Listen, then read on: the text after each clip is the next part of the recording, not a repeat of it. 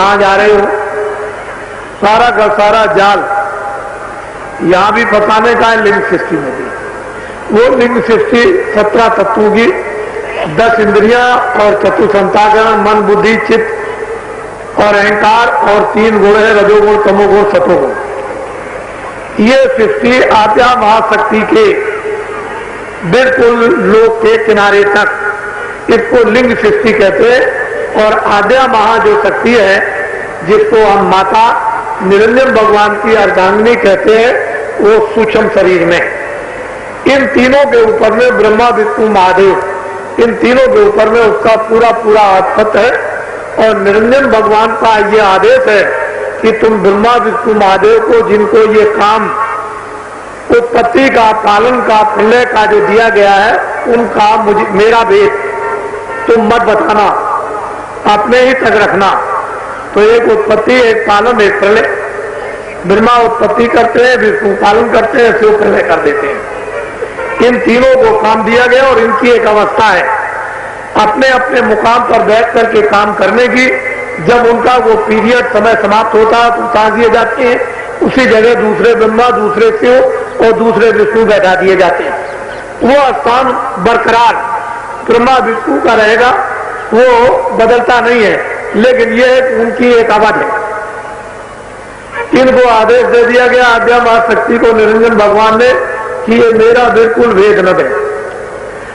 अब लिंग सृष्टि में सुगंधी का हार है, वहां दूसरा कोई भी हार और चीजों का नहीं। इसके ऊपर में अगर साधक ध्यान करके या भजन करके ऊपर में जाएगा तो लिंग सृष्टि के पर्दे को उतार देगा, और सूक्ष्म सृष्टि में जब प्रवेश होगा तो आद्या महाशक्ति का रास्ते में ही मिलन होता है, दर्शन। कोई बचने अचने वाला नहीं है, जो एक रास्ते से जाएगा सबका दर्शन, ब्रह्मा का भी, विष्णु का भी, शिव का भी। अब ये किसी को देखने वाले को ही मालूम है कि ब्रह्मा कहां है, विष्णु कहां है, शिव कहां है, किस रूप में ब्रह्मा है, किस रूप में शिव है, किस रूप में विष्णु है, किस रूप में आद्या महाशक्ति है, किस रूप में निरंजन भगवान है। जब सूक्ष्म शरीर में जाएगा तो वहां जाकर वो 9 तत्वों का शरीर है, शब्द स्पर्श रस रूप रस गंध और मन बुद्ध चित्त अहंकार। ये 9 तत्वों के सूक्ष्म शरीर में जब सूरज प्रवेश होगी तो ना अनाज, ना दूध घी और ना कपड़े, ना उधर सुगंधी। अगर उसको सुगंधी दे दी जाए तो मर जाएगी, उसे सुगंधी नहीं चाहिए, उससे वो नहीं रहेगी जीवित, क्योंकि सूक्ष्म शरीर है, उसका भोजन है नूर। नूर कहते हैं प्रकाश, प्रकाश ही प्रकाश, सर्वत्र, ऊपर देखे, नीचे देखे, दाएं देखे, बाएं देखे, प्रकाश ही प्रकाश, प्रकाश ही प्रकाश।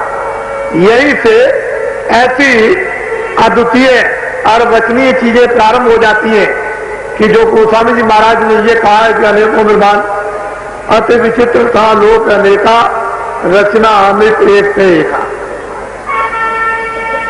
अलग अलग विभाग यानी ब्रह्मांडों के, मंडलों के बनाए। पिंड लोक अलग है, लिंग लोक अलग है, सूक्ष्म लोक अलग है। इसके ऊपर सहजल कमल के ऊपर निरंजन भगवान के ऊपर, और उसके ऊपर में माया, उसका अलग लोक है। माया के लोक में जब प्रवेश होंगे तो माया कारण शरीर में बैठी हुई है, और ब्रह्म भी कारण में, जो ओम है वो भी कारण में है, और जो माया है वो भी कारण में।